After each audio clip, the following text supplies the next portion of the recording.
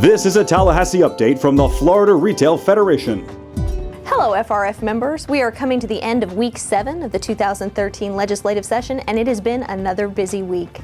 On the issue of wage theft, House Bill 1125 by Representative Tom Goodson passed out of its last committee of reference in the House. Representative Tom Goodson did another great defense of this bill in the House Judiciary Committee. This bill is now ready to head to the House floor. On the issue of paid sick leave, Senate Bill 726 by Senator David Simmons passed its last committee of reference in the Senate. There is one thing is for sure, that this needs to be a uniform process across the state of Florida. It needs to be one that the legislature deals with, not local governments with a patchwork of regulations that can truly injure free enterprise and injure employers as well as employees. As it stands right now, the House bill and the Senate bill are very different, and it will take a lot of negotiations to get those bills on the same page and in order to be identical. We will keep you posted as that issue moves forward, but we're very pleased that the Senate bill is all the way through the committee process.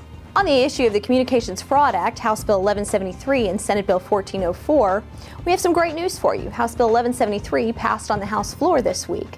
Senate Bill 1404 passed its last committee of reference in the Senate this week, and it's ready for the Senate floor.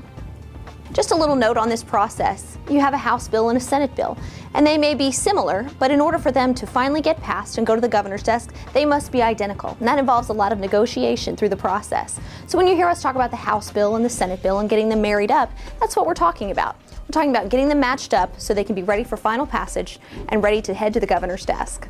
We shared with you previously that the House bill on worthless checks has passed all the way through the House process. Now, the Senate companion, Senate Bill 550 by Senator Wilton Simpson, is also going quickly through the process. This bill modernizes Florida's law regarding worthless checks. It passed out of the Commerce Committee in the Senate this week and now moves to Judiciary. House Bill 391 by Representative Mary Lynn Magar passed its last committee of reference in the House this week. This is the sales tax exemption for manufacturing equipment, and it will go a long way to encouraging business development in the state of Florida. In order for Florida to build an economy for the 21st century, we have got to diversify our economy. One area that would contribute an enormous amount to the state's stability and prosperity is manufacturing. Now I'll turn it over to Melissa Joyner, our Director of Government Affairs, to share with you some other exciting developments this week. Thanks, Samantha. Like you said, this has been a very busy week. Senate Bill 916 by Senator Ana Terry Flores, the back-to-school sales tax holiday, passed out of Senate Finance and Tax this week. The next stop is the Full Appropriations Committee and then on to the Senate floor. We expect it to be heard next week. This has been a great week for our Pharmacy Council. House Bill 365 by Representative Hudson, it relates to biosimilars. I've mentioned it in our past updates.